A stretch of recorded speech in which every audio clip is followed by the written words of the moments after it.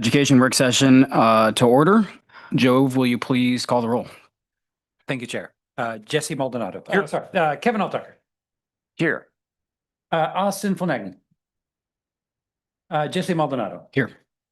Michael Olson.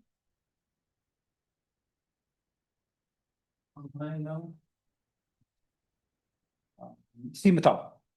Here. Zach Mulholland. Here. Jerry Rust.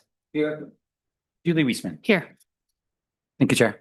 Thank you, Jove. And just for everyone's awareness, Trustee Fulnagi is excused due to caregiving responsibilities for his father. So moving forward will be our land recognition. We'll be passing the mic over to Trustee Mattal, who will provide the land recognition. Thank you. I'd like to start our meeting with the acknowledgement that the land we are on is the traditional homelands of the Kalapuya people. The Kalapuya were stewards of this very land for over 14,000 years before their traditional way of life was forever disrupted. We start our meeting with humility and reverence for the original inhabitants, the Kalapuya. Thank you, Trustee. We'll now move on to the adoption of the agenda. Do I have a motion to adopt the agenda for the July 15th work session? Move to adopt the agenda. Is there a second? Second. There's a motion and a second to adopt the agenda. All those in favor of adopting the agenda, please say aye. Aye. All those opposed, say nay. The ayes have it. The motion is adopted. The agenda, rather, is adopted. And I move on to the equity lens. I pulled them up this time so I could read one. Well, we'll start with number one. Who are the groups affected by this policy, program, practice, or decision, and what are the potential impacts on these groups?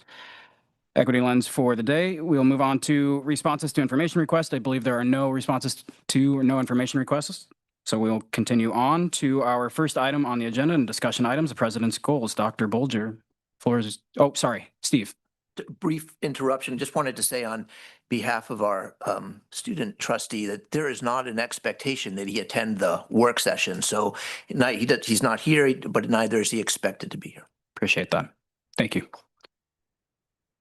With that, Dr. Bolger, I'll pass the mic to you. Really appreciate that. And thank you, everybody. And thank you for those of you who are here this evening.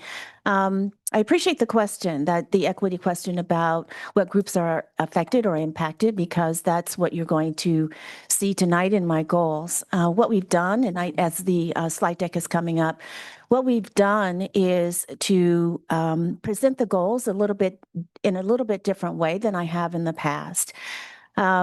And I'm going to walk through this presentation for you, but I will also have some assistance with this presentation to provide context for you.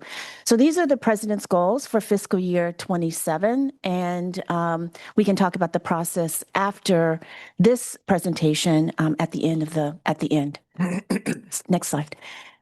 So here's the organization. I'm going to provide a lot of context for you about where we are now at Lane and the kind of information that we have been looking at as we bridge from this year where we are, which is the year 4 of the current strategic plan, to the development of the next strategic plan, which will launch on July 1 of 2027. So we'll give you a sense of where we are now and some of that pre-planning. That's why this moment and where the sector is headed. Building the next strategic plan will give you a sense of the timeline for the strategic plan development and who would be involved. And then we'll introduce the goals, the president's goals. We'll have the same 3 goals, essentially, that I've had since I arrived in 2022. The fiscal condition, managed enrollment growth. We've added student success to this one this year, and institutional climate. We'll talk about the goals in action. That's attached to one of the 3 goals, and then the next steps. And so really appreciate the opportunity to do this. Next slide. This is an operating framework that we have been working with for the last year and a half or so. It's the operating framework essentially behind the current strategic plan. You may recall, if you've seen the strategic plan, we have 6 goals in the strategic plan and about 46 objectives. But at the center of that is diversity, equity, and inclusion. That's at the center. It's a theme throughout the plan. But we also have student success, student achievement also at the center of that plan. You see it just woven throughout. So this is a visual of what that looks like, because since I've been here, we've been talking about making Lane the workforce and talent development hub of Lane County and beyond. We've been talking about experiential learning. So from a student's perspective, every student would get work-based learning experience before they leave us. And that looks across the institution in many, many different ways. So you see in this visual, you see students at the center. That's why we're here. That's what we do. That's our mission.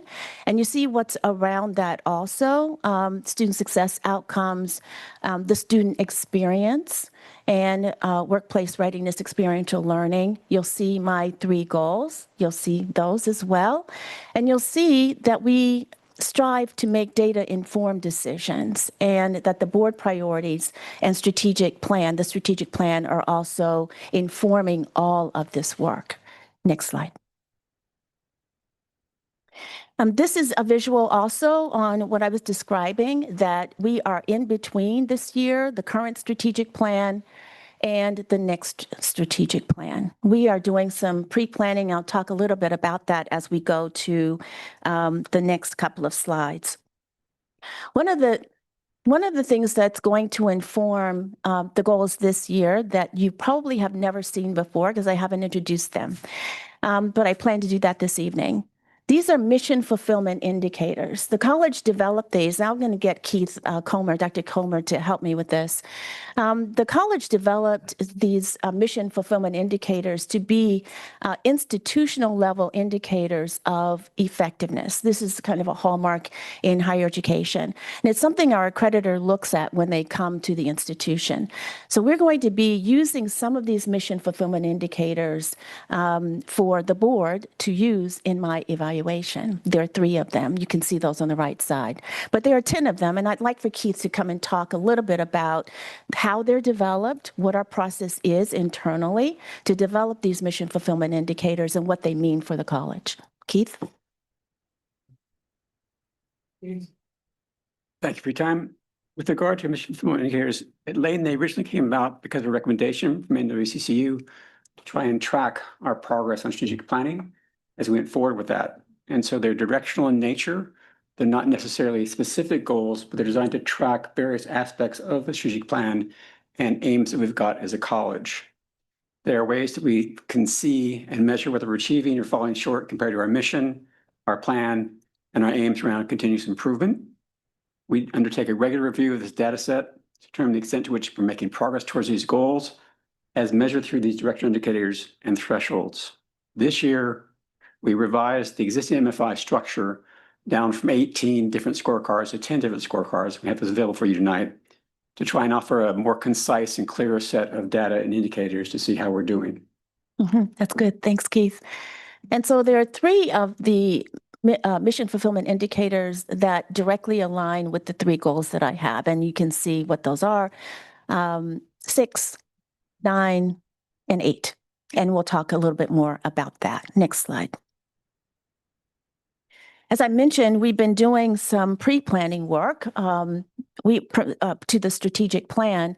And what we're landing on is what is important, we believe, for the mission of the community college, Lane Community College, at this time in its history in the county.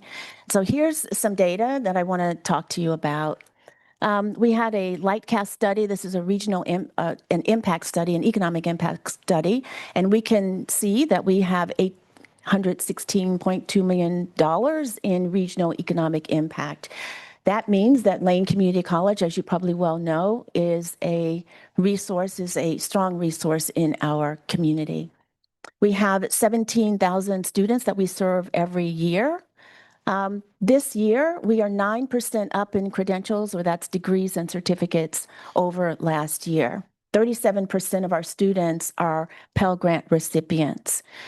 What's really important as part of our pre-planning is the 42%, because that is the percentage of households that are at the ALICE threshold or in poverty. And so that's asset limited, income constrained E, employed.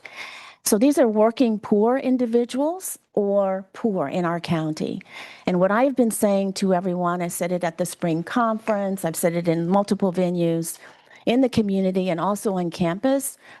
Don't you think that Lane Community College's mission is to help move that percentage down? And everyone says yes.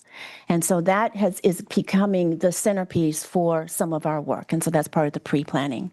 It may be of interest to you that the ALICE threshold for one adult and one child is about, in terms of earnings, is $54,000. And with an associate degree, you can make, essentially, and these are averages, but $43,000. With a bachelor's degree, and you probably know that we offer 2 bachelor's degree programs here at the college, but part of our work is transfer pathways also, and that's $61,000 higher than the ALICE earnings threshold. I thought this might be important information because we've been talking a lot about community vibrancy. How can we work with our community partners, work internally, and make those connections so that we can lift up the entire community, change individuals, and change communities? Next slide. Also, where the sector is headed is our work with the Aspen President's Fellowship. And you might know that that started in March, April this year. The founding director, executive director for the Aspen Community College Excellence Program, Josh Weiner, talks about is the community college 1.0, 2.0, and 3.0. And the 1.0 is essentially about access. So for a long time, community colleges were known to be access open door institutions, if you've been in the field for a long time. We are called open door institutions. And then we moved to access and completion. So that's the degrees and certificates, and we noted the 9%. We're doing pretty well. We're gaining year over year. We're doing pretty well. But community colleges 3.0 are post-completion. So what happens to people when they leave us? Are they entering into pathways or to employment that is going to get them to a livable wage and to higher earnings? And so that's what we're talking about right now. We do believe that Lane is about probably 2.0 to 2.5 in some cases as well. I'm going to have Dr. Tinkham talk about explorations for Lane as we continue some of these conversations into the fall. Good evening, trustees. As Dr. Bulger was stating, nationally, the conversation is shifting beyond access and completion and even retention to start looking at post-completion success. This work also aligns with emerging expectations. Proposed NWCCU standards would ask institutions to evaluate the educational return on investment that students are taking on. And Workforce Pell also requires this sort of data and this sort of analysis. It is important to note that at this point in time that Oregon does not currently provide the program level employment and wage data that we would need to be able to consistently measure these outcomes. We do collect some of these data locally on our campus for some of our programs.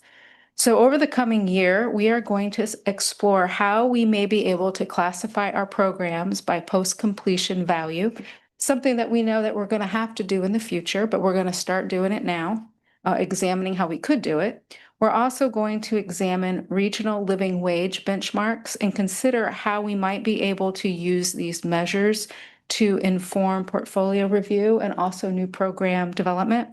And this work does tie directly with Goal 2 that Dr. Bulger will be speaking about in a few minutes by broadening our definition of student success beyond just completion of the degree and looking at post-completion success as well. Mm-hmm. Thank you, Dr. Tinkham. So Could we ask questions now? Of course. Oh, no, please do.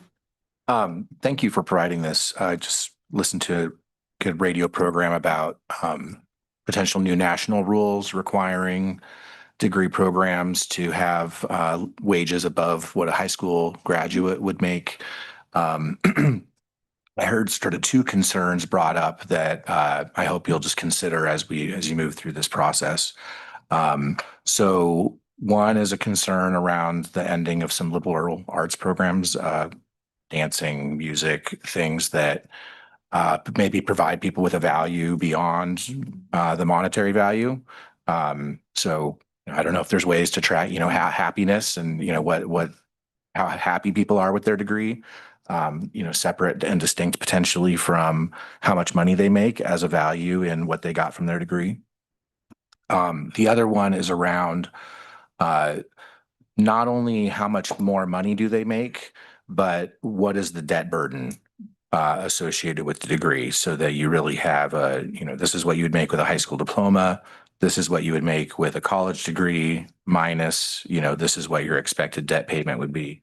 That way we're being, as transparent as possible with people when they do sign up for degree programs around what the total long-term cost will be. Thanks. Thank you. Mhm. Yeah, thank you very much. I don't know if there are any, yes. Steve.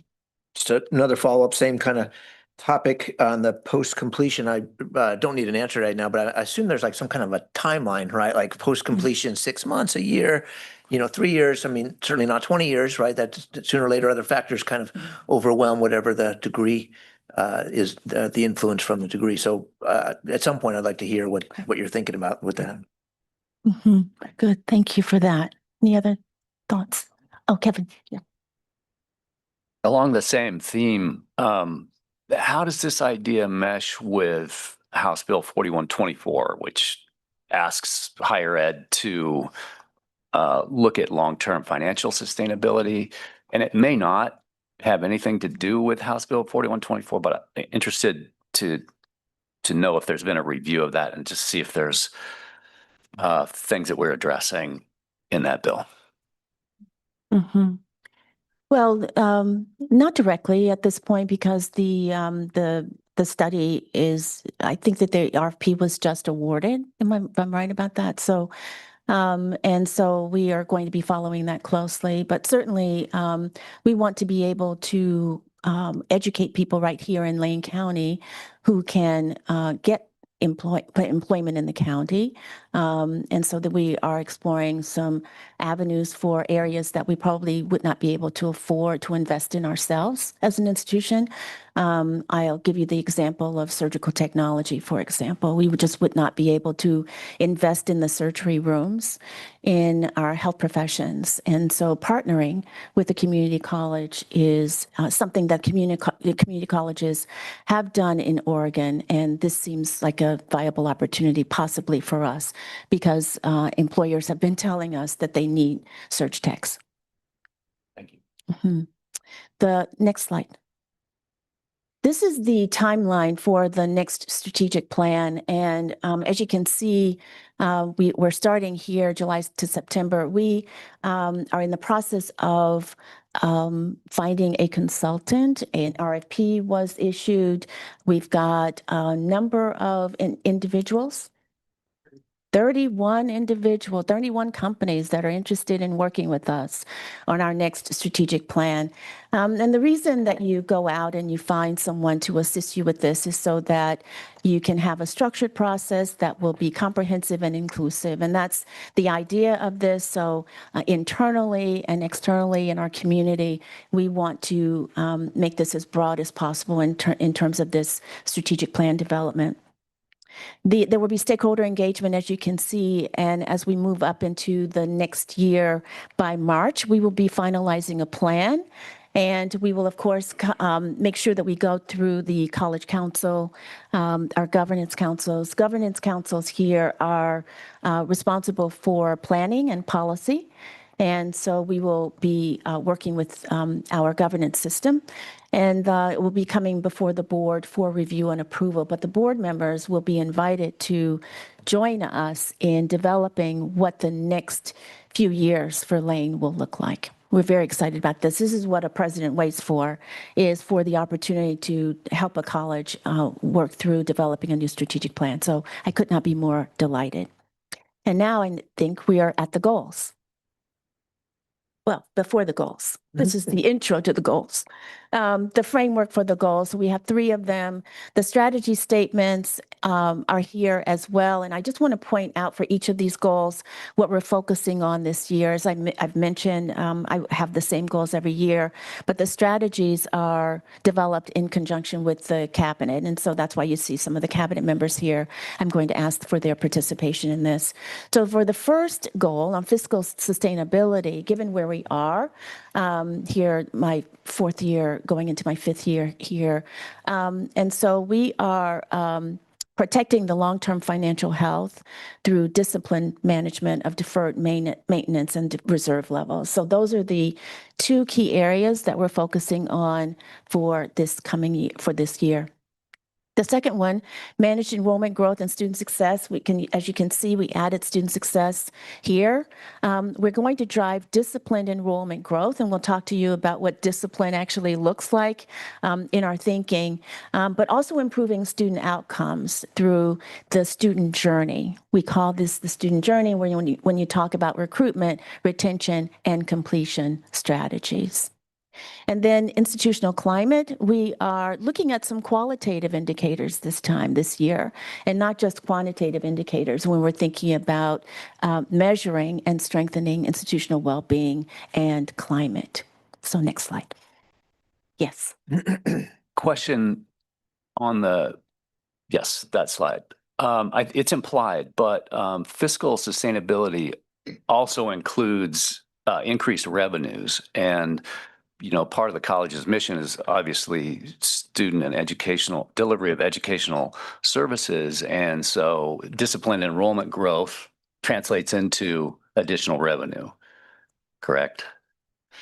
Well, that's the idea. And we will be talking a little bit about what that revenue picture may look like for us this year. There are a few headwinds, but we also think that the intentionality that we have with driving enrollment growth will make a difference as well. I'm an internal optimist. I came from an institution where we took the institution from 50,000 students to 75,000 students over the 13 years I was there. So I come from a little bit of a different place with respect to how enrollment growth can be driven. And you need to go and get the people and let them know what you offer at your institution, and be friendly and warm and all of that, and they will come, but you have to go get them. Next slide, please. And I'm going to ask Kara, Vice President Flath, to come up and talk about this and give a little bit of context so that we can talk about how the board will measure me. Sure, thank you. So there's 2 pieces as part of fiscal sustainability. One thing we've talked a lot about, which is deferred maintenance. And the first goal is to hold the deferred maintenance at the current levels, which was given to the board in March of this year in our deferred maintenance plan, which was $108 million. Part of the context with that is deferred maintenance costs continue to increase every year, and you continue to add new things, but we're hoping to take new things off and keep that picture balanced with where it is at our current level of 2026. The second piece of that is the ending fund balance. Again, part of our mitigation plan was this next year is a break-even year. So the plan is to hold the ending fund balance at the current level we will start with. We do not have our fiscal year 2026 books closed. So as soon as we get through that, we will certainly be having lots of conversation about where that's at. We lost a little ground from 25 to 26. We already expect that to come through. So we'll continue to talk about that and put that in the mitigation. It's in the mitigation plan the way it is. And so no, this stays in line with what our current strategic plan is. And we're in line with all the goals in the current plan. And this is also a bridge plan to continue to grow and achieve that 10% ending fund balance and also work on the deferred maintenance. Mm-hmm. Yeah. So along with the ending fund balance staying the same, we're also looking at our Fund 9 deficits not increasing as well. Yes, that would be the plan. So part of what's in the mitigation plan is to continue to pay down those Fund 9 deficits. There's some other funds that have deficits that we continue to work on, but to improve that picture as well. So one is to stop any ongoing in-year deficits was Plan 1, and Plan 2 is to continue to pay that off. So yes, the answer would be yes. Confirm that. Thank you. Yes. Zooming out on the deferred maintenance and kind of really trying to relate it back to the presentation we got in the spring. So my understanding is that we're sort of projecting out to 2035 that we're going to have about $150 million in deferred maintenance at that time. And so, and at this moment, we're sort of spending bond money to kind of stay break even. And so I think just relating this goal back to our longer term goal, saying we're on track, we are on track for our 2035 target. If that makes sense, just as we update annually of we're on track, we're on track, we're on track. Because I don't think we're going to be able to maintain this. This is probably not a sustainable target over the long term. Not a sustainable target in the long term. That's why this is her goals for next year. So our goals are just 1 year at a time and to continue to keep working on that. Right. So, but Yeah. to zoom out, Yeah. will keep us on track towards that $150 million target. And as we move through this process, we'll hopefully continue to see that over the next few years. Correct.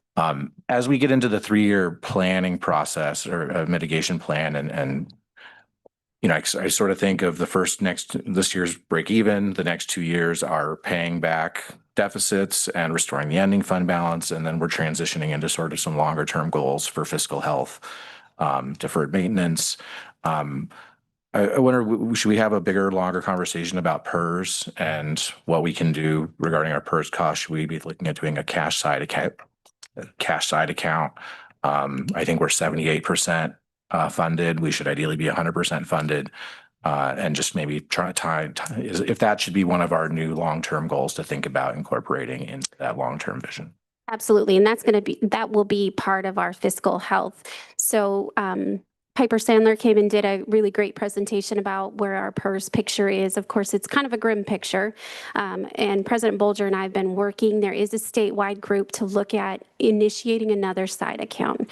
So we're in very early conversations. We've engaged with discussions with Piper Sandler. It's about $2,000 to participate in a statewide study of what it would look like. Would now be a good time to engage. So we will continue to have that conversation and continue to work through what a new side account might look like. But it's still a few months away. Is the state still doing a 25% match for side accounts at this time, or is that? No, I have not heard that they're doing anything like that. No. That would be great, though. I would encourage them. But they must have ran out of money or something. Yeah, I bet they ran out really quickly. It happens. Thanks for your questions. Yes, trustee. Mattel. The following on really what Zach said, I'm looking back at the previous page or slide, I guess. And you kind of answered my question, Kara, that these strategy statements are kind of in 1 year at a time, or the year right ahead of us. And as Zach kind of just pointed out, that at least in some cases, we actually do have multi-year plans that we've committed to. And I think there's value in, in somehow expressing that here, because it strengthens the president's goals when you say that, okay, this year we're working on X, but there's a multi-year plan that's been laid out and shared with the board and endorsed by the board. I think it strengthens it overall. And if I could add a comment, that was also the reason we also tied it to the mitigation plan, because that is a multi-year plan, and committing to, of course, all 3 years, we have to commit to continue to make that, but we do have to make sure we maintain that first year to stay on track for the first 2 years. But that's why we also tie it to the mitigation plan.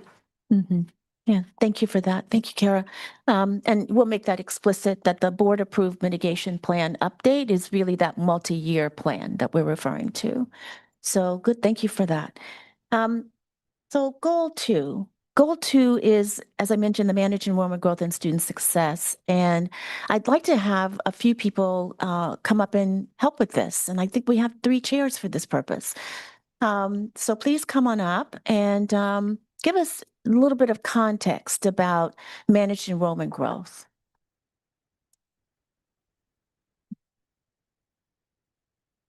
Okay, I think I have the first part here. With respect to managing enrollment growth for this year, we have some target ranges for credits attempted, student retention, and completions. For credits attempted, that target range is 2 to 4% growth on last year. This coming year's aim is a 4% growth rate, and 2% is our budgeted growth rate. Last year's fall to winter retention rate was 75%. This year's target is 74 to 77%, with a long-term goal, which we also did last year, of 80%.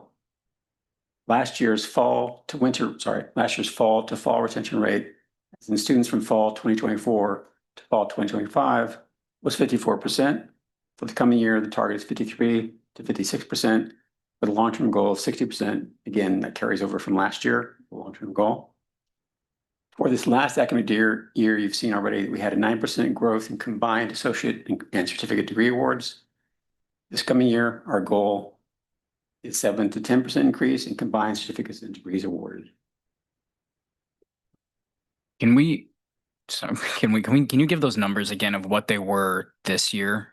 Because we see the goal numbers for next year, but can you just repeat those? I should have written them down as you were reading them. This year's fall to winter retention rate was 75%. This last year's fall to fall retention rate, as in fall 24 students to fall 2025, was 54%. Thank you. How about our completions? You said 9%. 9% increase.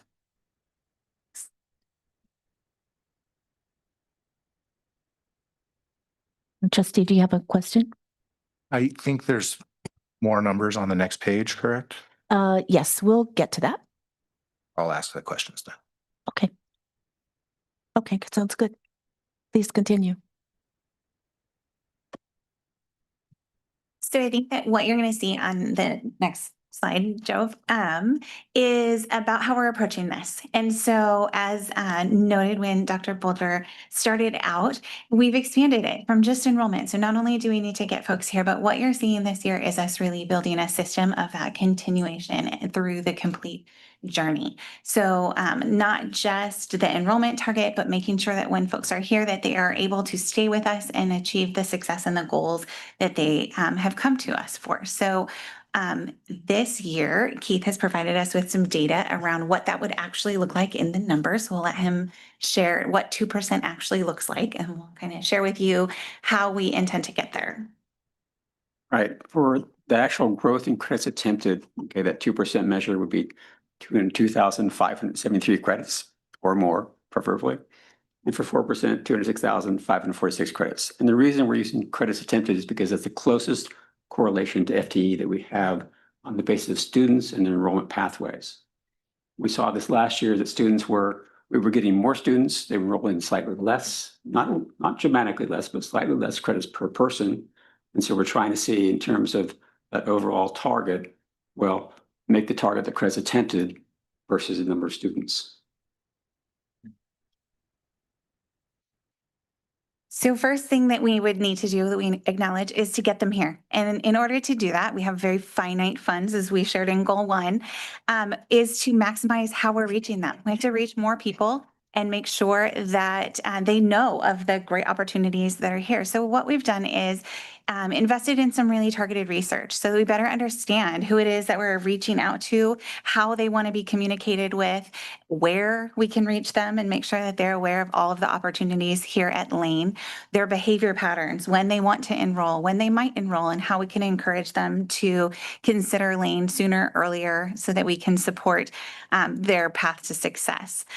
We've identified target populations that we believe we can have an impact on in joining Lane and getting more folks access to the high quality education that's here. And I have to just call out Trustee Mulholland when you're noting about the consumers benefit, the cost benefit of coming. That was actually something that came up very, very strongly in the research that we worked on, especially for our traditional students. They are really cost conscious students.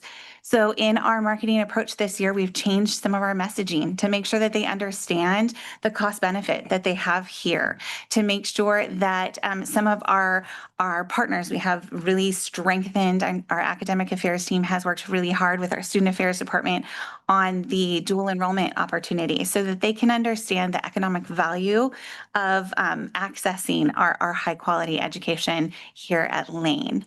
Additionally, we've done a great deal of research in students that started at Lane and maybe didn't complete. So where they are, how we can reach them, invite them back in, and let them know that we're still here for them and that we can actually make an impact on that 42%. We have it dialed in to the point that we can identify students that were here within the last 5 years through the exceptional research of Dr. Comer and some of our marketing tools to say the 1,632 students that were here within the last 5 years that were successful with some credit, we can reach out to them directly and invite them back in to complete that and hopefully start making an impact on that 42% here in Lane County.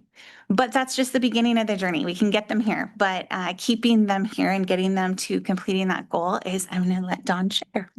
You bet. So yeah, Jenna's right. So it's great to get them here, and we want them to stay here all the way up to completion. And so that takes a little bit of work on our end if we're going to achieve those target enrollments of 2 to 4% increase. So we want to continue to focus on that student journey. I'm really excited that this is sort of how we're framing this because we want to provide support and connection along that journey. One thing that students tell us is that they're looking for sort of a single point of connection, even a companion to accompany them on their journey, somebody that during the moments when it's really difficult, someone's there to help them and to provide resources and to get them through those next barriers that might be placed in front of them. So we've taken some time and we've reinvested some resources to help students through some of what we've identified as the most critical moments in that journey. The first of those moments comes through our sort of initial onboarding process. So when students apply to the college up until the point of registration, every single one of those journeys is very different based on how the student is coming to us during, sort of what moment in time in their life, whether that's a high school grad, a non-traditional student, past credits, and all of that. So since every single one of those journeys is different, we've added some additional and personalized support on the front end to guide them through those important steps that they'll need to get to day one. And the journey doesn't stop when students register. So while we're helping them through that initial onboarding piece, there's some additional elements that students need to be successful. I know all of you have heard about our College Achievement Coach program, and we continue to expand on that. And we've done that really well over the last year. It's proven to provide some really great connection throughout the student's first term and through their first year if it's needed. That coach becomes sort of that person that can be their connection when they need it. They build student confidence. They connect students with campus resources. Students learn how to navigate college systems and develop good study habits that will support their success here at Lane. They've developed some really great workshops, Start Strong workshops. They show students how to utilize the tools and the resources, including their learning management system, show them the important dates that students need to know, what missteps to look out for, how to find tutoring, and just general confidence building. The coaches take resource walks all throughout the campus. So they walk with the students throughout and help them find tutoring. I don't know if you all have been around this campus, but after 9 years, it still confuses me on which building I'm supposed to be going to. So they actually take the time and walk them there. Students have shared that this program has actually helped to reduce anxiety about attending college and has made them feel at home. And so we've really want to keep that connection and make that a focal point of how students will continue through their journey at Lane. And then the last bullet about monitoring course offerings. The student journey also means that we have to ensure that students can access the courses that they need when they need them. So we'll use our enrollment data and registration trends to actively monitor course offerings and make sure that we're building schedules with student demand in mind, helping students stay on track towards their educational goals. President Olson has a question on Zoom. I'll go to him first and then Kevin, and then Zach. Can you guys hear me okay? Yes. So I hear a lot of mention of this cost benefit analysis, and I was wondering if we have like any numbers currently of like how much the average student spends on their tuition or just generally coming to Lane, and like how much like what a graduate of Lane's average wage would be. Like, do we have any kind of numbers in those directions yet, or is that something that's like kind of new? Oh, please, Keith or, We do MICAS study from this year, the 2026 study from MICAS that we have available on the web. It has been released to public as well. I remember correctly, and you can correct me if I'm not right, President Boulder, but I believe that a Lane graduate typically learns on average $8,000 more than a high school graduate in this county.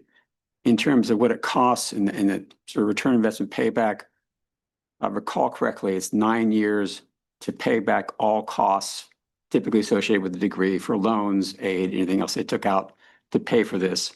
So it does take a while on average to make that money back, and it varies dramatically depending on what degree you've got. But it does indeed pay off.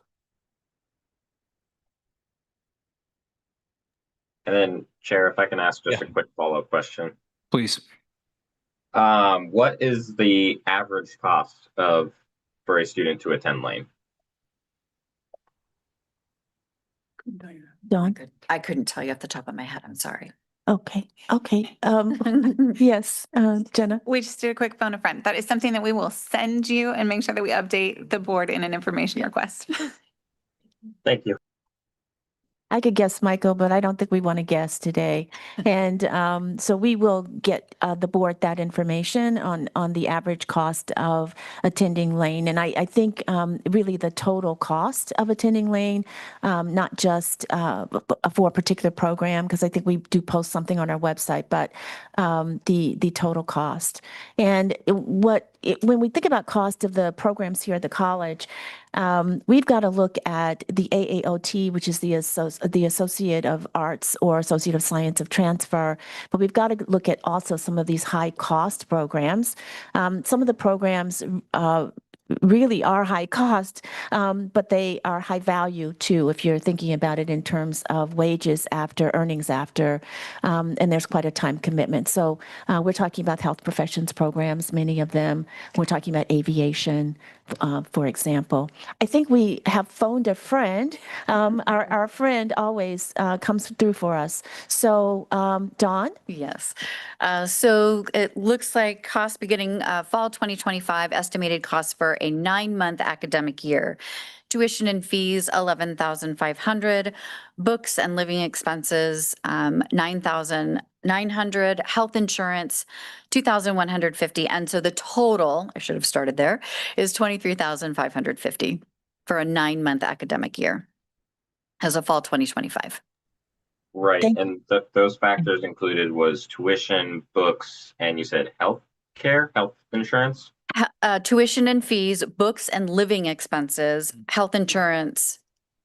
And then what was that books and living expenses number? 9,900. For a full 9 months? Yes. Okay, thank you. There were other questions too. Yeah, I think Trustee Altucker, and then we'll go to Trustee Mulholland and then Trustee Mattal. Thank you. Can you help the board better understand how our retention rates compare with other statewide community colleges and perhaps nationwide? Yes, our retention rates compare essentially slightly favorably or on track with most of the other community colleges in the state. Depends on which ones and which programs in particular. Nationally, we had lagged behind. We basically pulled even with most of the national indicators for retention for second term and for second year retention rates. So on par, but on par really isn't good enough. And if I remember correctly, if you disaggregate by race, there are some low retention numbers. I think we discussed that in a previous board meeting. Yes, there are some. It depends on, and there's some that we probably can't pull out by virtue of the small numbers, the small ends involved for a year-to-year basis. Yeah, thank you. Trustee Mulholland. Go back one slide. So just trying to relate these back to other numbers I've seen before. So I believe that these were covered in the enrollment report that we received maybe a month or two ago. Does that sound right? Yes, it was about a month ago, roughly. So that's where the credits attempted number comes from, and the fall to winter numbers come from. The same for the degree completion. I see that in here, but maybe we didn't have that number at that time. Yeah, the credits to the numbers from the budget office, that's what's in the budget for next year Okay. in terms of the 2% growth, and 4% is based on that as well. If we could just have a reminder, or if you could send the report out to say, this is where this number comes from. So when you see that report next year, that's where you'll look to find this number to see that we reached this goal next year. Would be helpful just to tie it back to that report and say, this is how it's being tracked. Kind of some higher level questions. Kind of what are the most important things that students can do to be successful, and are there ways that we can incentivize or require students do those things as they enroll for their first time? Yeah, it's challenging to get them to require them to do anything, but we try to make things as accessible as possible. So with these workshops that they're hosting, we're really trying to encourage students to attend the workshops because they are packed full of really great information, timely information. What we know about things like orientation is that students only retain about 20% of what comes out of what are in these orientations that we previously were holding. And so we've sort of broken these down into bite-size bits of information that we think students will need to know for the very first week of class so that they can start to be successful. And then they build on those things. So week one, they get information that is timely for week one success. Week two, they get information that is timely for that week's important information, and so on. Week five, we encourage them to check their grades and make sure that they are aware of where they stand in their classes, and things like that. So we push that information to them. And as the College Achievement Coach program builds, this fall, we have a plan to not just address our initial population, which was first time ever in college, but all students. So we're just really expanding it and encouraging and making those notifications more accessible, more frequent,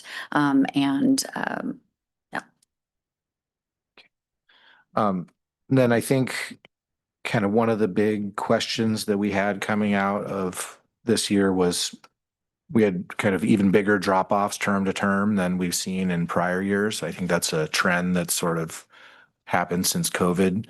And I guess my understanding is you're doing some type of after action report to look at that, and just initially just any thoughts on why there was that large drop off term to term, and you're looking at differences in student populations and how they dropped off. So specifically, like online students versus in-person students, did we see a bigger drop off with online students than in-person students? And similarly, like, are we seeing a greater drop off with part-time students compared to full-time students? So as you conduct that after action report, if we could get some comparisons between student groups to identify to the best extent that we can who and why students are dropping off at these rates. So may I ask? Oh, Go on, no, please. if I can just ask, are you asking for a report, or are you just giving us some food for thought, or I just want to be clear on what's being My understanding was that this year we had enrollment growth fall to fall, and then of maybe 4 or 5%, and then basically even winter to winter, and then a big drop off spring to spring. So it seems like this trend that we've been seeing around a fall off of students from fall, winter to spring was even more pronounced this year. My understanding is that there was going to be some type of study or after action report, I thought it was called at the time, to look into why we had that large drop off. And within that study that that look that I thought was already going to happen. I was suggesting maybe there would be some disparities between some particular types of students, specifically being part-time versus full-time and online versus in person. Okay, well, thank you. Thank you for that. Taking that as a comment, really appreciate that. Were some other questions, I think? Trustee Mattal, please. Thank you. So, first question is I appreciate sort of the modest goals with regard to recruitment, student recruitment. Just use this for folks online. I'm wondering if you can give us a little information about how that is reflected in the budget, right? So we went through a major budget exercise. We made significant cuts in some places, but not everywhere. I assume that's sort of done strategically. So I'm just wondering if we would, because I don't remember it off the top of my head, whether the budget associated with recruitment and retention has remained flat or increased slightly to reflect the goals to increase the number of FTE. So overall, our sort of recruitment efforts have been held steady in terms of investment and funding and that kind of thing, which is why we're working really hard on leveraging the research and the data to make sure that we're putting that finite amount of resource in the right area.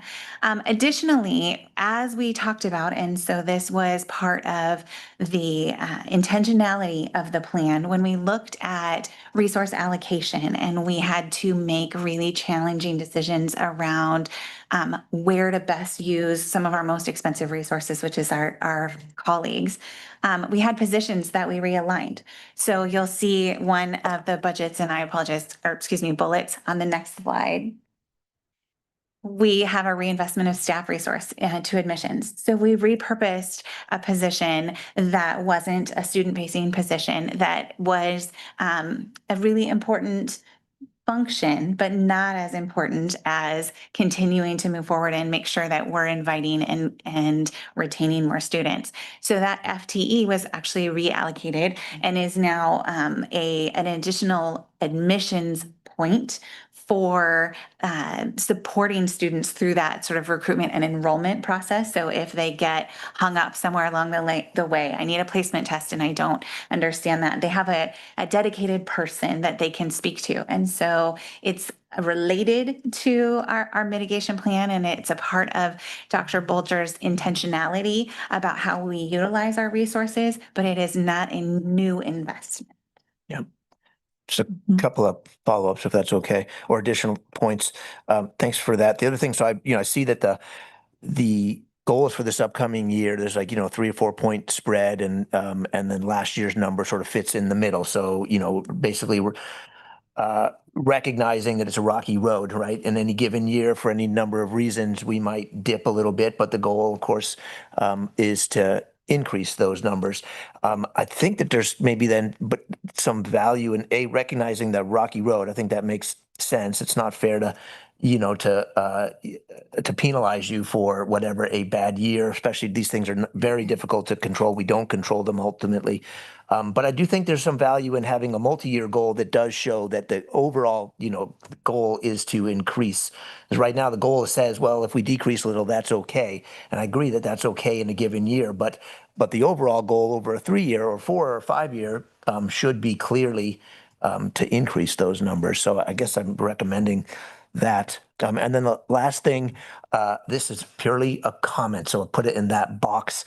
But when you were talking about, Don, the college achievement coaches, I couldn't help but think, if somebody offered me this as a community volunteer opportunity, train me up, show me how to welcome a student on his or her first day, help them get registered for classes, find their, whatever it is, their first class, meet them for lunch, I would do it. And I would feel so great to do that. And I bet you there's tons of people my age and older, perhaps younger, that would love to get involved in that way. So I just throw that out there as a comment. Thank you. I'm sorry. I just have a very quick question, just because I'm kind of a numbers guy and I'm doing some back of the napkin numbers. what is the cost per credit that I forgot what we did? I should have it it's in my notes somewhere.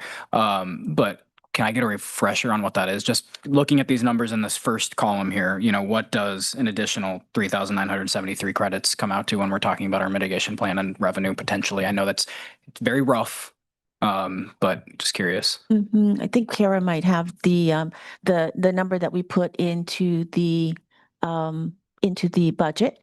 You probably have that number.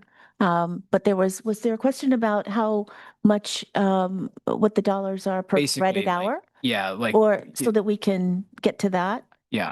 To Sorry, it's just my head is stuck there and I need to get it unstuck. First, like that the student pays, or were you thinking about in terms of the budget allocation? Because if I recall, it was 150. Yeah, 151. Wait, I'm sorry, that's per credit for the student. But also for 1% increase in enrollment, in our That's even overall better. FTE, it's about 200,000. Thank you. That is a more than sufficient answer for me, so I appreciate that. On my list of folks up next, I've got President Olson, then I'm going to go to Vice Chair Rust, and then Trustee Altucker. And okay. I withdraw my question, so don't worry about it. Okay. Vice Chair Rust. Yeah, I want to thank you for this presentation and also my fellow trustees. Real good questions. I've learned a lot just listening to what you brought to the table.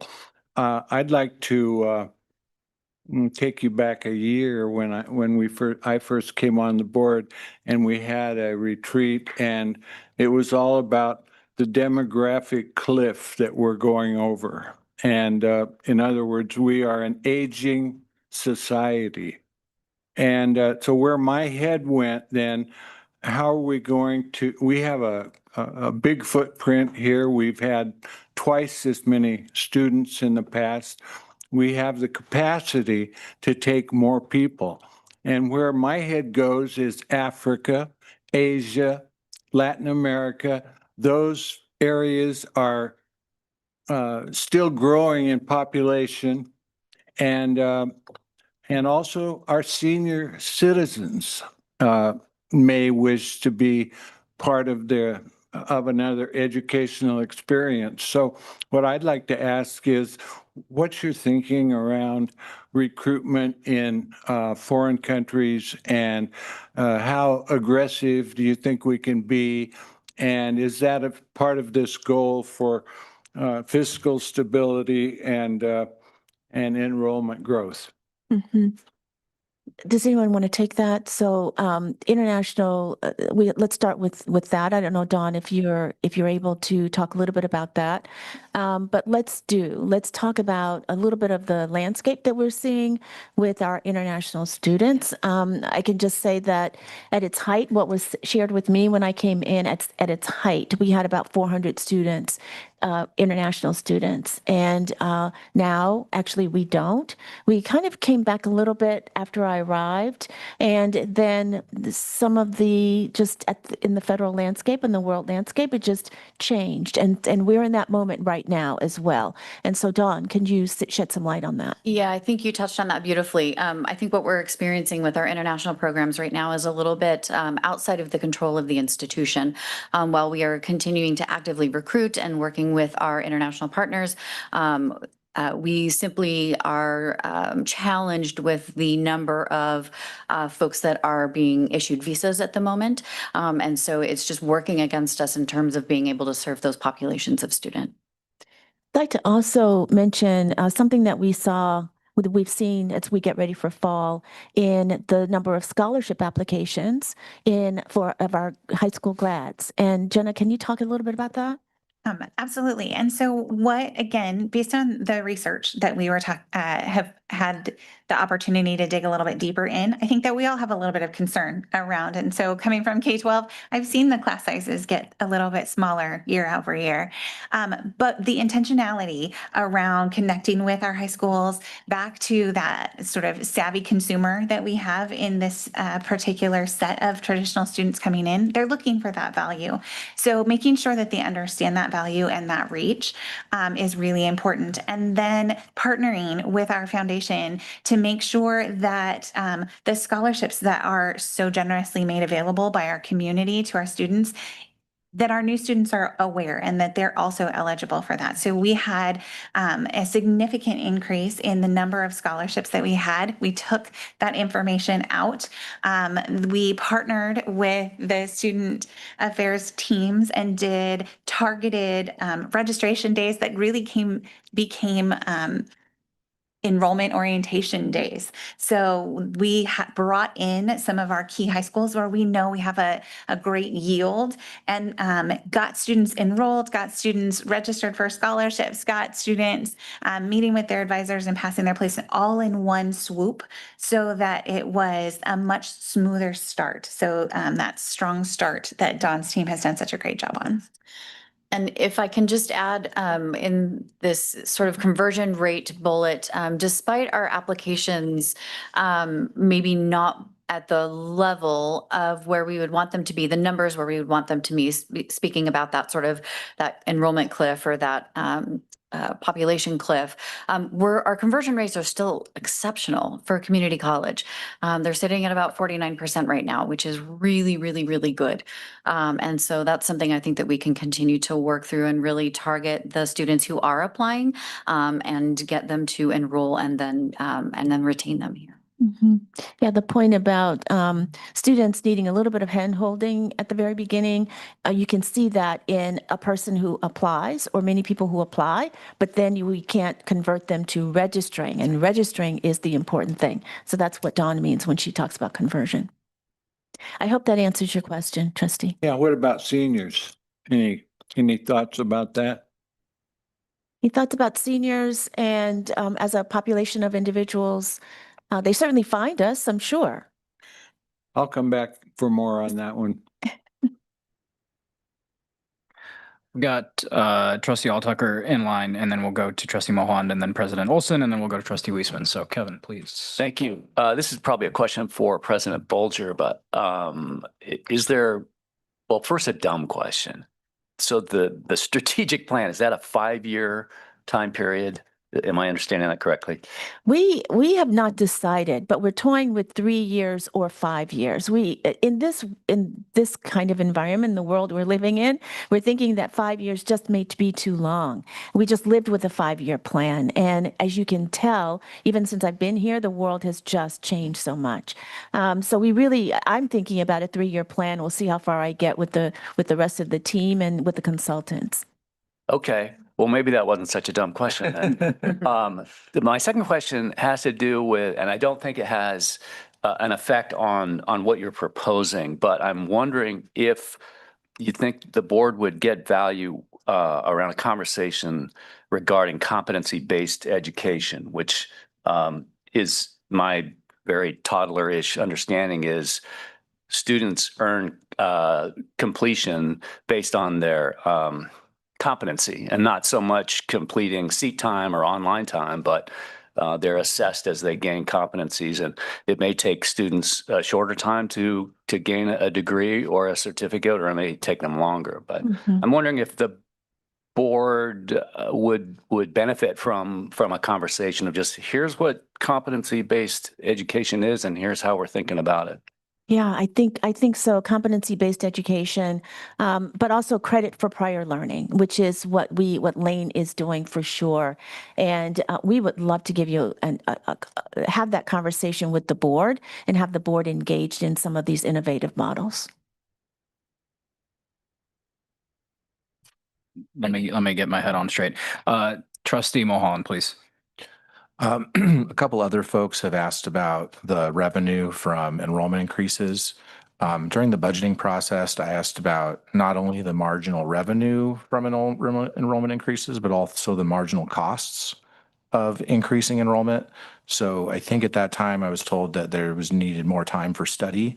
So just any timeline or thoughts around the comparison and between marginal revenues from tuition and state funding and the marginal costs of growing our enrollment. Thank you.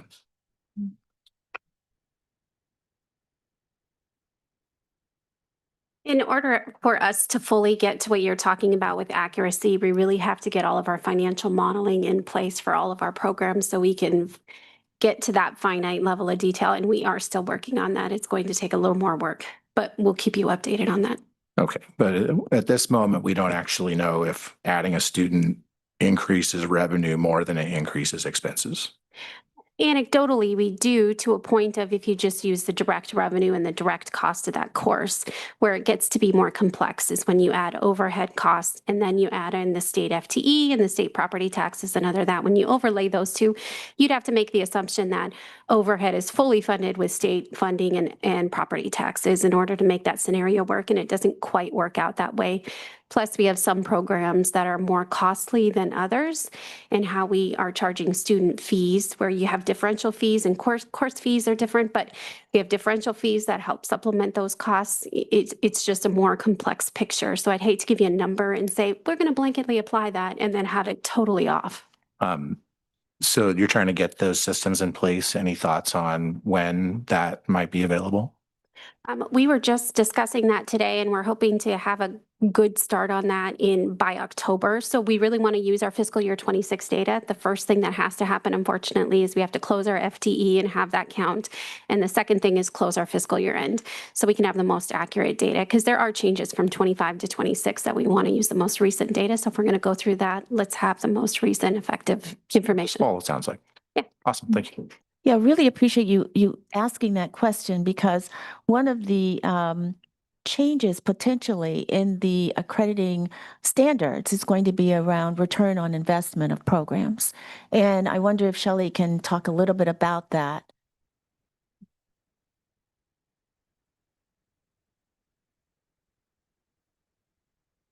Yes, I had spoken to that earlier. NWCCU has a proposed standard that would require colleges to have systems on how they measure return on investment for programs. At this point in time, we haven't been given a lot of guidance on what that would look like, but that is something that we can anticipate is going to happen in the future because of new federal requirements that the accrediting agencies need to address. That's an internal return on revenue, not a student success post-education return. It is post-completion, yeah. So it's about the student success after completion, not about whether the college is making money off of a particular program or not. That would be correct. Okay, so I think we're talking about two different things, sort of. Okay. Yeah. Okay, we are? Okay. Yeah. Yeah. Thank you for that clarification. Great. I will also, according to the note I wrote down, we're about an hour in to our conversation. So we have 30 minutes more, but obviously we're having a great conversation, so we can revisit in 30 minutes and see where we're at. With that, though, I want to move on to President Olson, please.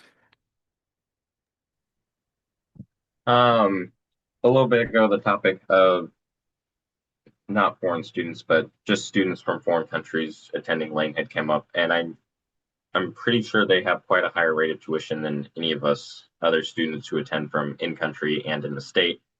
I was wondering if we are dealing with a downward spiral in the recruitment of those students due to issues with federal immigration and that kind of stuff. Because I know recently just the president of Mexico released a statement talking about how they're having issues with the immigration policies here in the U.S. So they're suggesting to Mexican nationals not to come to the U.S. And so I feel like that might cause some problems with foreign students attending Lane. You said it slightly more candidly than I did. I danced a little around the topic, but that is one of the challenges, both coming in visas and issuing visas going out. So yes, that is one of the challenges. I can tell you that tuition historically has not been one of the challenges for our international students. And because it's been at a frozen rate for the last 3 years, it's been more of an incentive than anything else. But that is generally not something that dissuades students from attending in terms of international. It really is due to the climate. Thank you. Can I follow up on that? Sure, please. The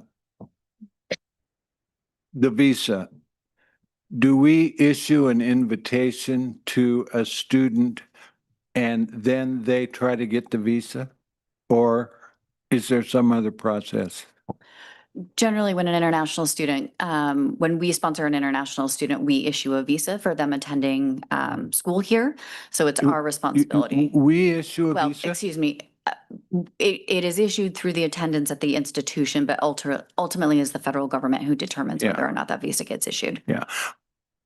I'm trying to figure out which comes first. We invite, say, a student or a group of students from a foreign country, then they apply for visa to the U.S. government. If they get it, they will come to Lane. Is that the way it works?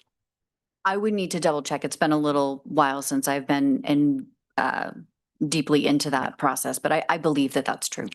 Thank you. We can certainly get you the answer to that question. Appreciate that.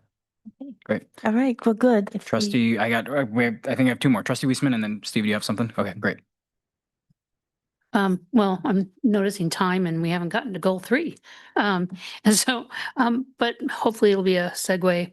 Kind of going back to the conversation around the marketing and recruitment, and we were talking about scholarships and all like that. And so, but that actually brings up a question about our partnership with the LCC Foundation, you know, and the great work they do for getting scholarships for students and the food pantry and all of that. So are they involved at all in assisting us with this marketing effort and getting messaging out and trying to do the recruitment as well as, or is there other ways that they are participating, or how does that tie in? I'm just kind of curious. They do fantastic things for our college, and that includes things like providing and expanding the scholarships. They don't directly fund our recruitment efforts per se. They have some support of some recruitment activities. So a very narrow scope of things that include our recruiter accessing recruitment fairs out of the area a little bit, things like that. They also can do a little bit of supplemental support for some very specific collateral pieces, but they remain focused on supporting our students and providing those fantastic services that make marketing easier. So they are sort of that good news engine. And then things like the continual community support, they are constantly out there sharing all of the fantastic things that are happening here, which in turn creates additional interest and helps with the marketing. But in terms of that direct support of marketing, not in the same way, no. So they gave, if I remember this correctly, the number they raised like $500,000 for student scholarships last year. So what does that translate to students? Like how many students we have an annual budget of like 23,000. Like how many scholarships is that?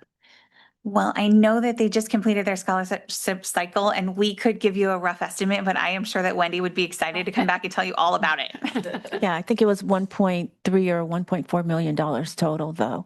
And we can get the number of exact scholarships that were just awarded. Fabulous. Mhm. Thank you. Trustee Mattel? Yeah, and just to follow on that, and that number is rising like that. It was just $1 million or so in scholarships even 3-4 years ago, and then 1.2 and 3 and 4. So they've had a lot of success. I have something I don't know. It might be the board member comment box, but also an early kind of a attempt to build potentially a board priority. So I'm not sure which bucket it falls into, but one of those two. So I remember back in the day, and that day maybe is a decade ago or more, when I used to receive an LCC catalog, right, a hard copy thing in the mail. I think it was probably once a term, so it came multiple times a year. And anybody who's been in Lane County, because I think it was sent out to more or less every address in Lane County, will remember this. And I know we've talked about this before, Brett. It's not the first time I've mentioned this. I still think that that's like one of the best investments on return that we could make. Right? It reminds the community, whether they decide to take a class or not, who we are and what we offer. And I can also remember not that long ago when I could talk to my friends, people my age, and I would hear from them say, "Oh, I just took a class at LCC," and it would be any number of topics, whether maybe they're going back because they're interested in welding, maybe they're taking a photography class, any number of things. And that too is like the single best way, right, to get people re-engaged and committed to LCC, not just for their own, personal journeys, but as in support of larger goals, community-wide goals, is to get them on campus, right? It speaks for itself once you're here.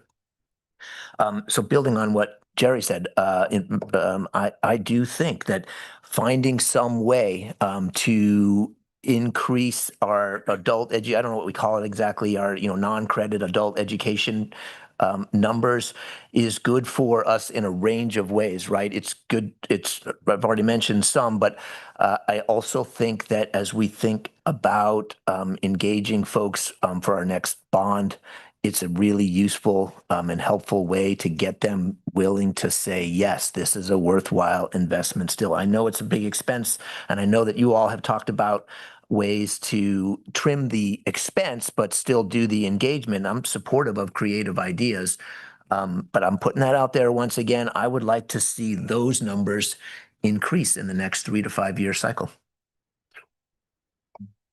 Thank you, Trustee. I kind of piggyback just really super quick on that point. I had written down something about, contact points with folks who are under that ALICE threshold and where those, how do we reach those folks to get that number down? And are we doing anything directly with United Way and to reach out to these other contact points that people have to, help push them along towards coming here, even if it's for just a couple of classes, and then it eventually, blossoms into something bigger.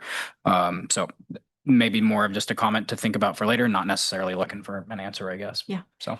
Well, I would say a couple of things, and once we get through number goal 3 and then wrap up, then I would love to revisit some of the ideas that have come up and kind of talk about those, because this is the time to add to the goals or give me some thoughts, your input on these goals. What would you like for me to do? And us, of course, as you know, I bring the team with me. So that's the time to do that. And so we can certainly talk about that idea and I'd like to weigh in on that. I can tell you some more about that. And then also the, what do we call it? Adult education or Continuing ed, I think sometimes. continuing education. And we can talk about that as well. And anything else you might like to talk about. Is it time to move on? I think it's for number 3. Let's do Okay. it. So before they go, before you go, I need to introduce you. So Jenna McCauley is in the green, and that's Interim Senior Advisor for Strategic Communications. We have Dawn Whiting. She is the Associate Vice President for Enrollment Services. And then Dr. Keith Comer, and Keith is the Director of Institutional Research and Institutional Effectiveness. Do we add planning to your title? Okay, then. So institutional research and institutional effectiveness. So thank you all for this. And now goal 3, institutional climate. And I brought a couple of people, 3 people. I'm hoping there's maybe someone online to help out to talk about the institutional climate. And so that's Shane Turner, Vice President of Human Resources, and Dr. Pierre Morton, Associate Vice President for Cultures and Belonging. And we want to introduce Dr. Morton because he's new to our institution. I don't think the board has met him yet. This is Dr. Morton as well. So please. Good evening, everyone. Pierre and I are going to popcorn this. I'm going to start and talk a little bit about our work in Gallup. Pierre is going to talk about his work around culture and belonging. And then Vice President Munoz is not able to be with us tonight, and so I'll pick up his item after Pierre is done. So thank you for the time to talk to you tonight. We wanted to talk to you about the goals that we're setting for culture and belonging in the Gallup sense. As you know, a lot of everything from the Gallup survey is driven off of mean scores. And so our plan is to leverage the work that I talked to you about at the last meeting around the HR business partners. When AVP Matthews and I begin working directly with each manager and checking in with them on a quarterly basis, we're going to be holding their hand through this Gallup work. And the Gallup work will be employee engagement, but it will also be around professional development, both for the managers and for the employees that work for those managers. It will also be around workforce planning. And so Our intent is to utilize a pulse survey on a quarterly basis throughout the year to be able to check the pulse of the work and make sure that we're heading in the right direction, be able to adjust along the way as we go.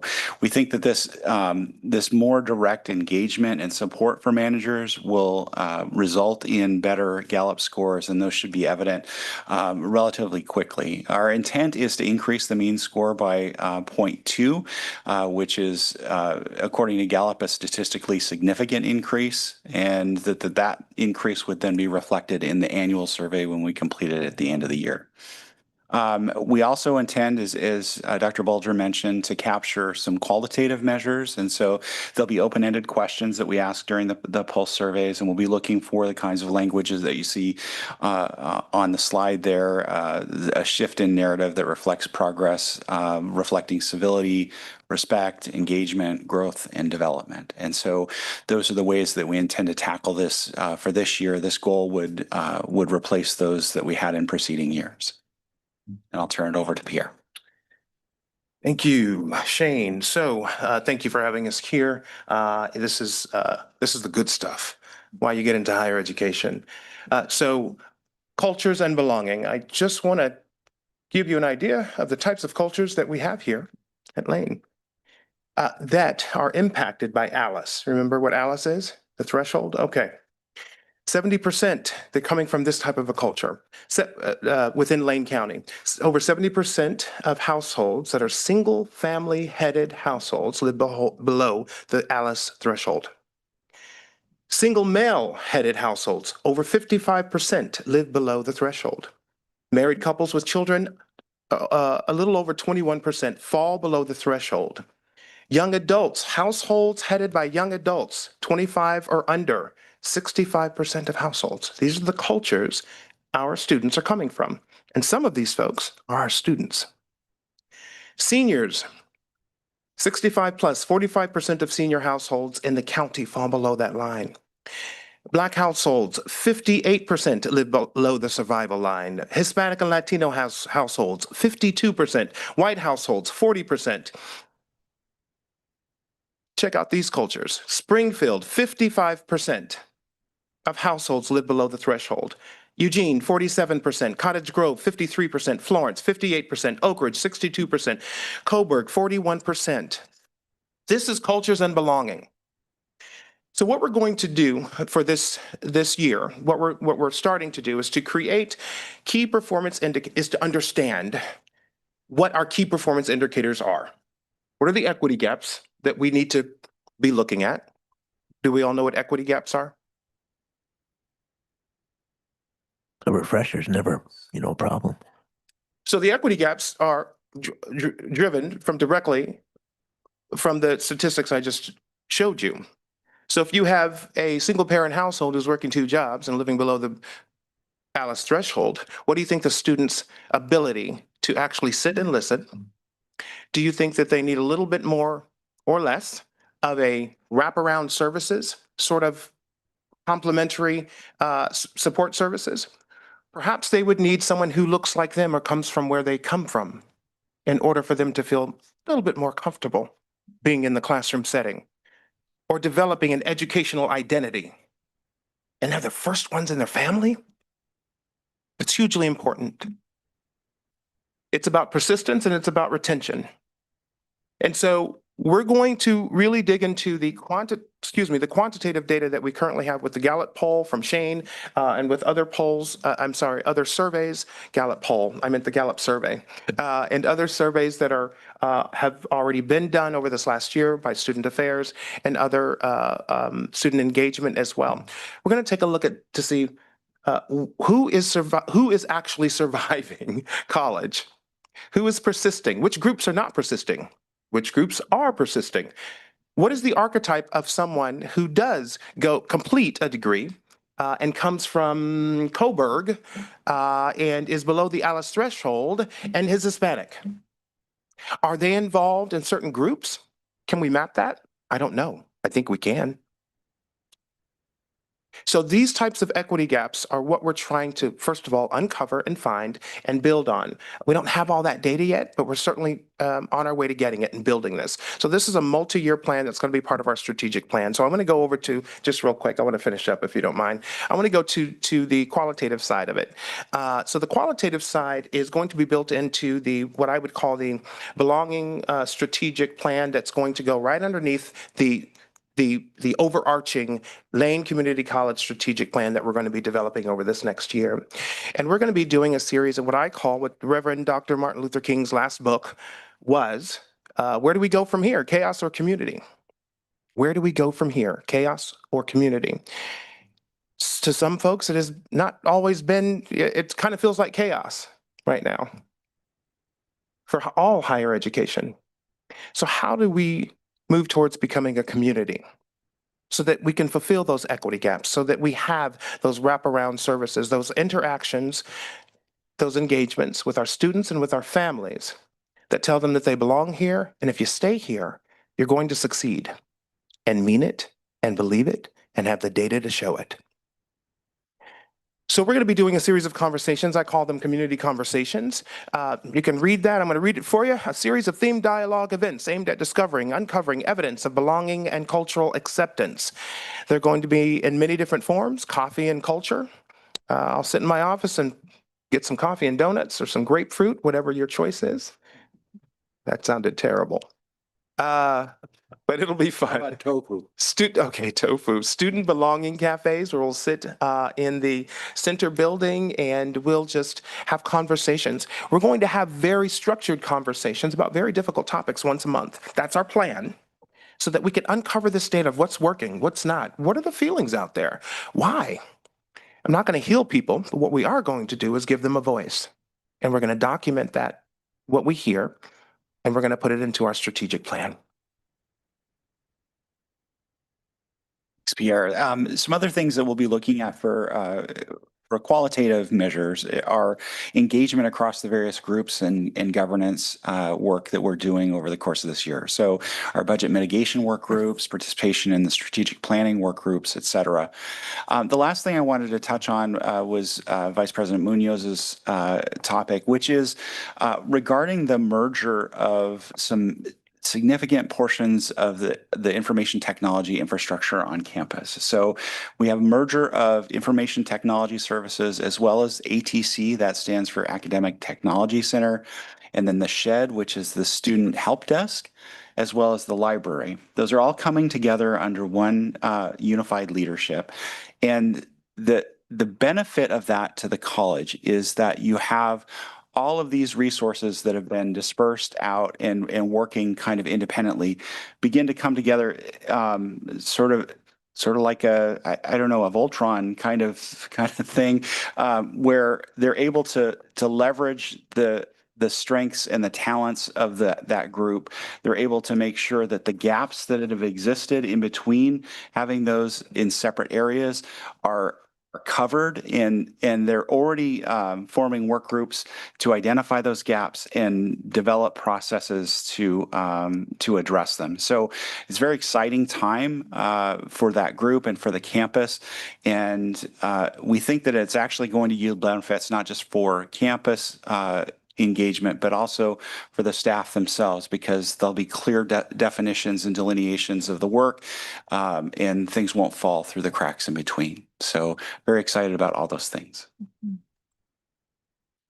Yeah, Trustee Mittal and then Trustee Paul Tucker. Well, thank you. I just wanted to make an observation.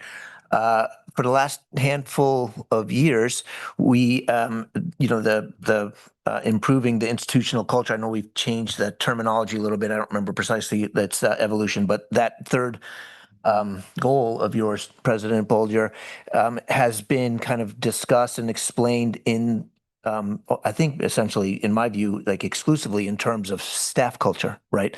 The work culture, what's that like? And for good reason up to a point, right? Because it's been shown to us via the Gallup survey more recently, but even before we started doing that, that we have real issues that usually comes to our attention more or less every meeting. the observation is that you're kind of opening this up a whole new field. I really want to appreciate it to also focus on the students. And I mostly just want to observe that out loud and appreciate that. And I'm glad that we're moving forward on both fronts. Trustee Altucker? Thank you. To add to that, I have some of the same thoughts. So, first of all, to recognize President Bolger, obviously a very successful hire. Welcome, Dr. Borton.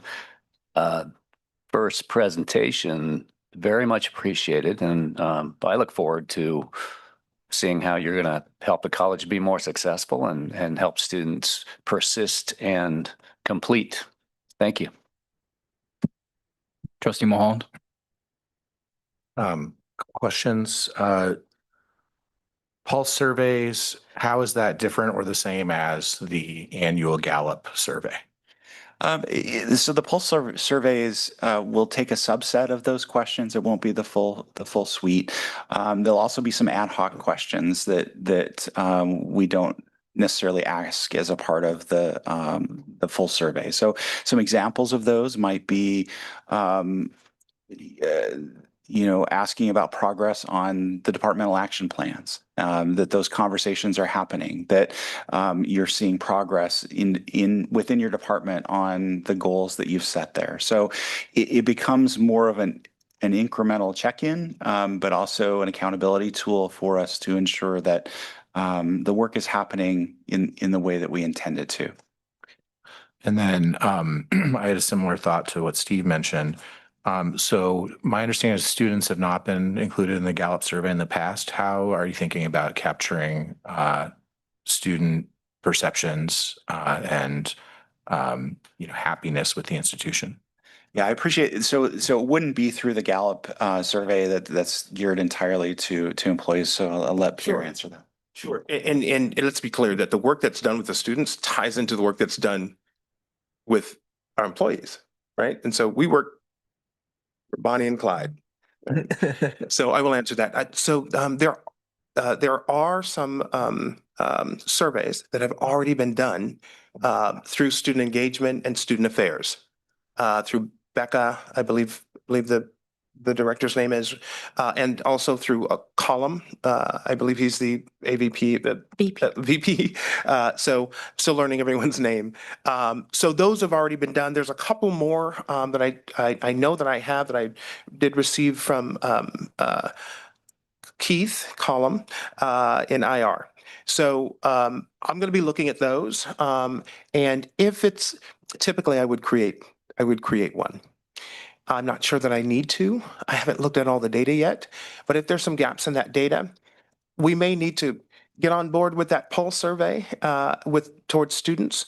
And I'm certain that we'll get some really good information from our our cultural conversations, our community conversations. And I want to be clear, they're not just with students. They're going to be with faculty and staff as well. Okay, but the students will also inform what it is that faculty and staff are actually, how the students are perceiving their engagement here at this university. Does that make sense? So it's all sort of intertwined. But I will let you know I'll certainly ask Dr. Bulger if when we come to that, and we need to give you some information on whether or not we're actually going to do another survey. Students don't have time to be doing lots of surveys. They're trying to study. They have two jobs. Culture, right? So thank you. If it's possible, can we pull up the last Gallup survey? I believe it was distributed as an information report at the last meeting.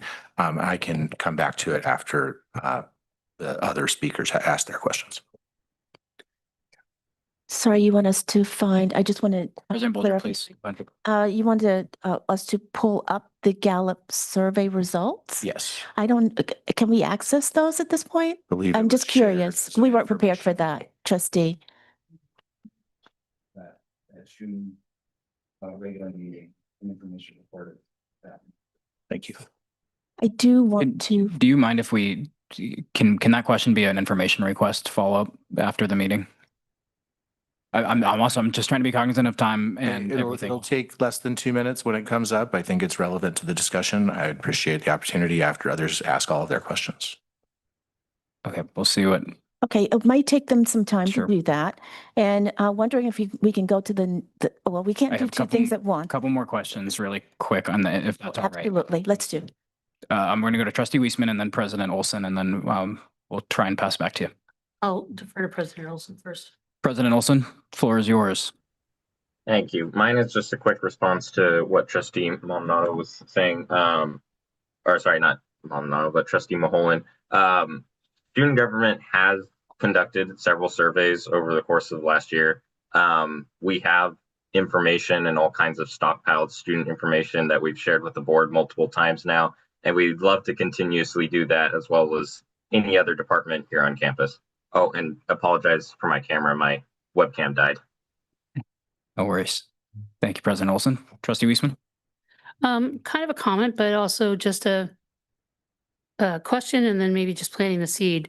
I come from Human Services here in Lynn County, and so familiar with the wraparound services process. But I think one of the things that I know that with some of our grant funding, as some of the funders are recognizing that when, like in our world of survivors of domestic violence, is a lot of times don't have the education to get a better job or anything, that some of the funding now is allowing for some kinds of educational assistance. And so I know that that's not just our funding, that is out there. And I think that it might be a kind of a good exercise for LCC to actually participate in outreach or information to the Human Services organization, which Lane County is just rich with human services here.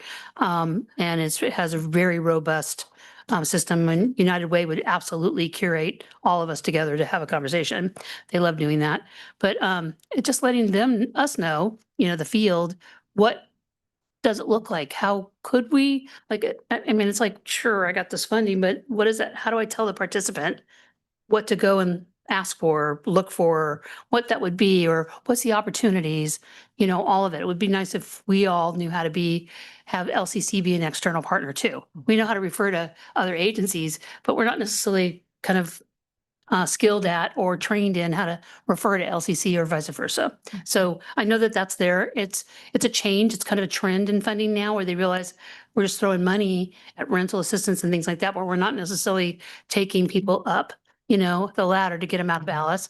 So, and then speaking of Alice, our community, yes, those numbers are the way they are, but wages are low in our county. I mean, when you're looking at $27 an hour, that's a damn good salary in our community, so many of the staff that we have entry level positions, they're not getting that, so where do you draw the line of expectations that maybe even for some of our human services agencies that are working with them, how do we figure out how to set the bar of here's a student that's in LCC, here's where they could go and get a job at wherever, name the job. You're going to get $20 an hour, but get some training here.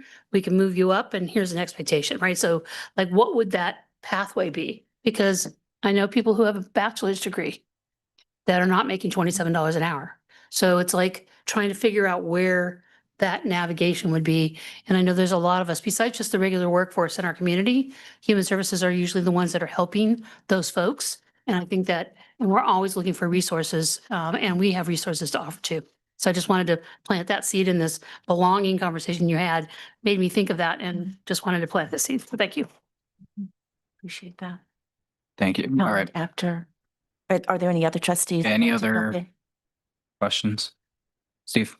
Well, yeah, sort of building on what Julie just had to say, I'm looking at this slide here. It's one of the early ones that kind of reference the Alice numbers and where, our graduates are earning on average. I think I'm building on what Julie said. I guess I had some trouble with those numbers as well, because you could read them different ways, but you might read it like, okay, well, Alice says that anything above 54 is, whatever is a decent living, and anything, at or below is not. And then we're saying that, hey, somebody with a LCC degree or certificate on average is earning 43. It just sort of it strikes as odd. So I think there's got to be other ways for us to show our value add. So I just encourage kind of a review of those numbers and because for me right now, I guess maybe this is like the I don't know, cynic's not the right word, but the negative side of me looks at that and forms an argument that you wouldn't want to hear. So I just think we could do a better job there. I think one of the ways we look at that is that Lane is not the last stop. It's really the first stop, and you keep coming back to us. So we talk about in our field career ladders, for example, people getting their start here, but they come back. They will come back, but because they need to work in order to live, and they keep coming back, keep coming back. One of the, I don't know if we want to take Trustee Mulholland's question first before we start to wrap up. I do want to check in with the board if I could. Yeah, we are definitely over time at this point. So Trustee Mulholland, if you said 2 minutes, so let's keep it to 2 minutes. But if you could get your question out, that'd be great. And then we'll try and move from there. Great. So just trying to relate these goals back to documents and where we're going to track it and just kind of looking at where we've been and where we're going. So I went back to last year's goals, and I think for this year we had set a goal of like 3.85-ish for our engagement mean and an aspirational goal for next year of 4 or above. It looks like, we've had a step back this last year. And so just visually, I'm thinking a 0.2 increase would get us back to 3.78 above where we were last year, or above where we were last year. And then we would still have that sort of long-term aspirational target of getting above 4. Does that sound accurate? Here's how we're thinking about that, Shane. Yeah, that's right. So 3.78 for this year, and then with the longer term goal of getting above 4 for sure. We think so that that data point is fine, but it doesn't tell the whole story. And we've had our employees tell us that the Gallup Q12 is really nice, but it's not exactly the entire story, and we'd like to be able to tell that. So that's why we've added some qualitative measures here as well. Can I just comment on that? So as I've been acclimating to the university, or to the college, excuse me, if you were to have this Gallup survey at a very specific point in time, it would look very different. And I'm going to tell you what that point in time was, at least for me, what faculty are telling me. And I'm going to embarrass you, and I don't mean to, but President Bolger did a conversation of sorts with faculty. And that, I don't know when you did it, but that conversation, almost every time I talk to a faculty member and I ask them questions about, how are you doing? What was a really big impact on you this year? Positive, negative, whatever. They say it was the time when President Bolger sat and had a community conversation that was plain spoken. They loved it. Had we had that Gallup poll right then and there, Gallup survey right then and there, they'd have said, I feel like I belong here. I feel like I'm listened to. I feel like people care about me. So when President Bolger talks about this, he's absolutely right. Doesn't tell the whole story. There are ups and downs and crevices, but we're going to get to that with these additional conversations that I'm simply modeling off of what was already done, because it seems to work. That's helpful. Thank you. Thank you, Pierre. Really appreciate that. As we start to wrap up, can we go back to the previous presentation and the last slide? I think I don't have a number here, but it's the last slide. And as we wrap up, I just want to give the board a sense of where we are headed here, and really appreciate the time. And this is the one. Really appreciate the time and all of the questions. The time has gone by so quickly for me. I don't know about for you, but it certainly has. So this is the wrap-up slide, and I just want to share with the board that this is how I am suggesting that the board evaluate me this year. This is basically a roll-up. You heard all of the work, all the good work that's going to be done this year, what we're going to be grappling with. But this is how the board would evaluate me. And so what happens after this is that I bring a document in the fall in September. I bring this back in September to see if the board has any other thoughts, any other input into this. And then I ask for the board's approval and let the board know how the evaluation process will occur through the year. And so this is basically a summary slide. I want to thank everyone for this. I want to also mention before I wrap up that these books did not come in time, but they are coming, and we will make sure that we get a copy of this to everyone. In November, my first year, in November, I came in July. November of 2022, I invited Scott Van Pelt because I couldn't get Dr. Levine to come. So I invited Scott Van Pelt, who's been fantastic. He was here in November 2022, and he came last year for the board's retreat. You might remember him. Their second book is out. It's called From Upheaval to Action. The first one was The Great Upheaval. And I have bought books for every board member. So you will receive them. And I hope that you enjoy how we get from upheaval to action. Trustee Altucker, I think, has read much of the book. And it actually, I think we have demonstrated tonight is what he said, unprompted, but that we've demonstrated tonight that we are all about action here at Lane. So thank you very much. Thank you, Dr. Bolger. Any further questions from trustees? I did want to mention, if I could, the two things that came up before, the Alice and poverty and all of that. In our pre-planning, we're working with a national organization called Achieving the Dream, and we have come up with a draft case statement. It's all around how Lane can sees the need to move the needle essentially on working poor and poor in Lane County. We're going to be doing a series of community conversations. And the first one is going to be, I believe, at the end of this month. United Way, we've invited United Way to be there, but others as well, sort of people who work across the county. There are organizations, as you know, who do that. Lane Council of Governments, the Lane Workforce Partnership. There are many, many others. Inviting them to the table to have a conversation about the case, to get a sense from them about where the intersections are, because we cannot do it alone, and we just don't have the resources for it. Our next step in August is to take that refinement of that case and go out to the communities. We've identified 7 communities around the county: Cottage Grove, Eugene Springfield, Florence, Oak Ridge. I need 7. We have them by zip codes. A couple in the Eugene Springfield metro area.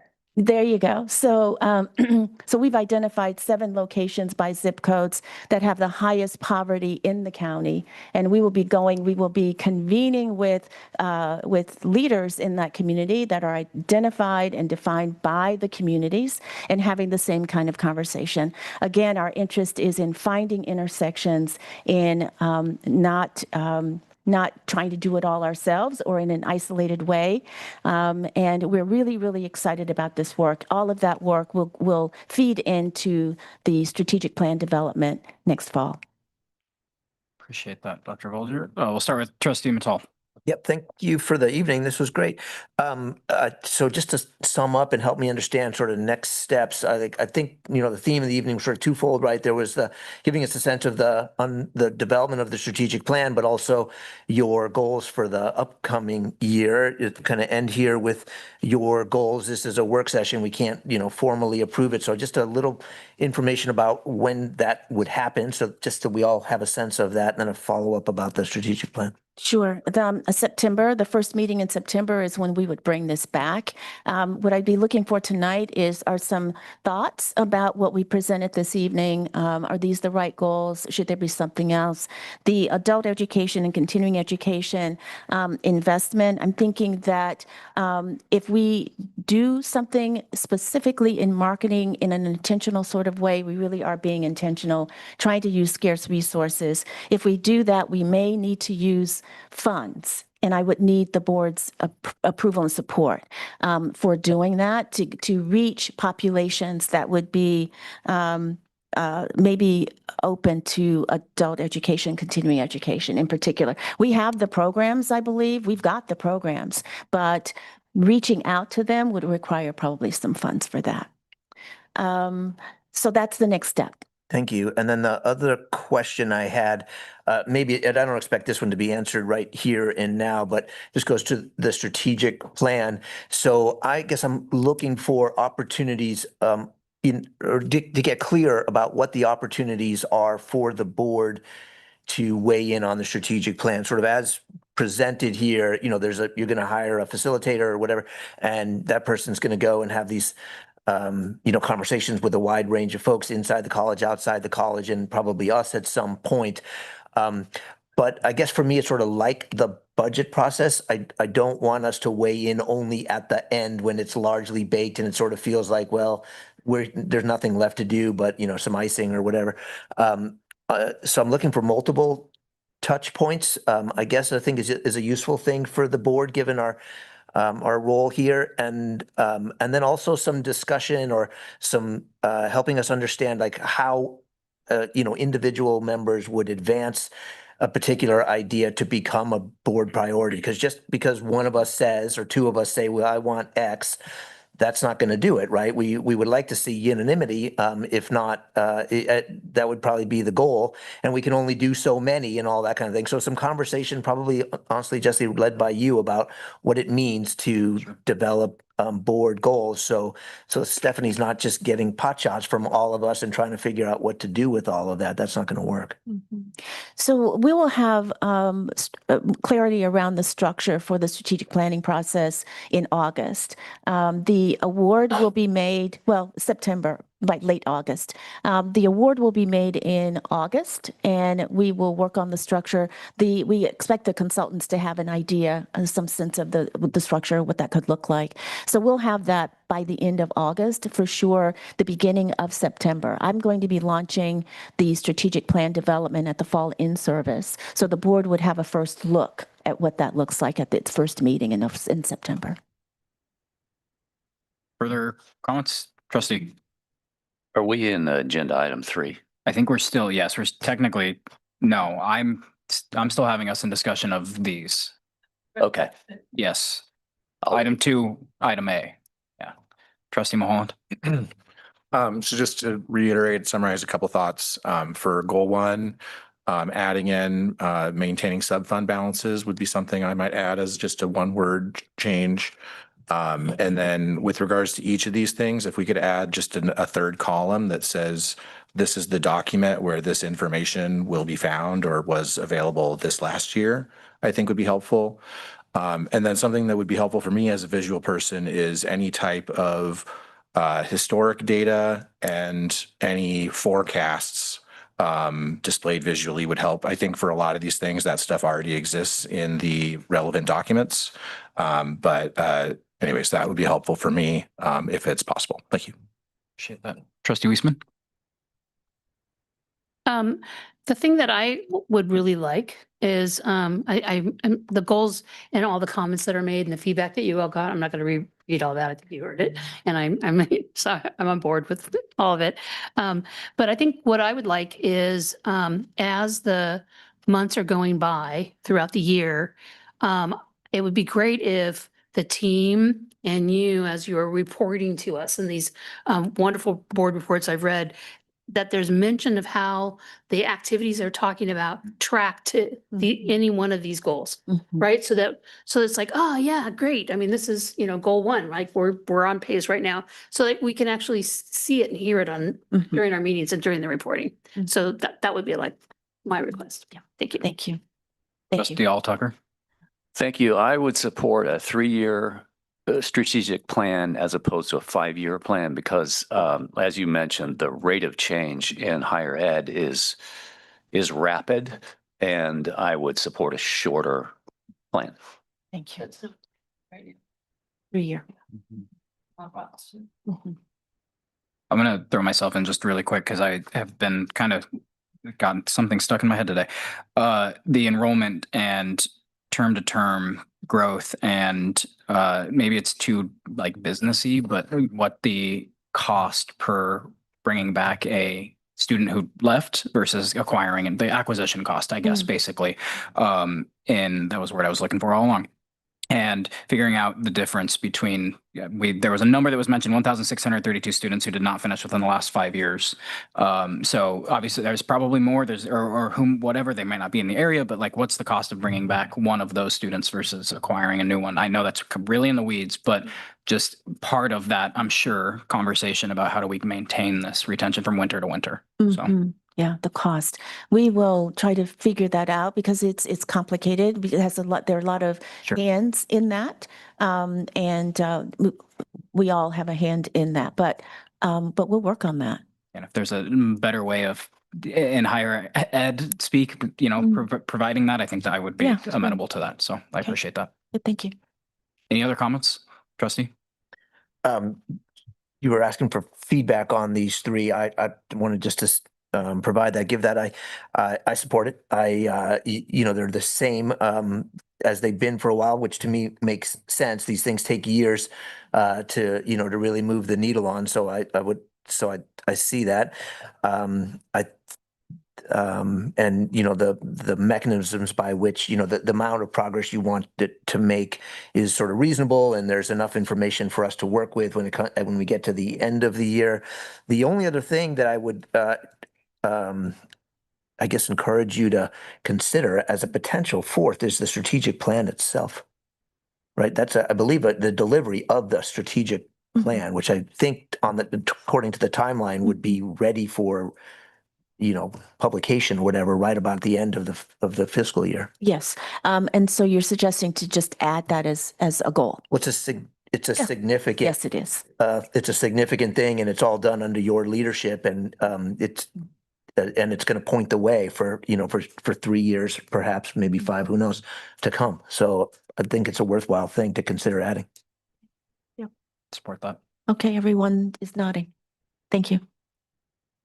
Yeah, I'll also just add my echo. I think that these are good goals, and hearing from everyone that is going to obviously support getting to these was really reassuring. So thank you. Any other comments? Trustee Mulholland? Just want to thank you all for spending enough time to really dive deep and answer all the questions. I really appreciate it. Thank you. Yeah, thank you.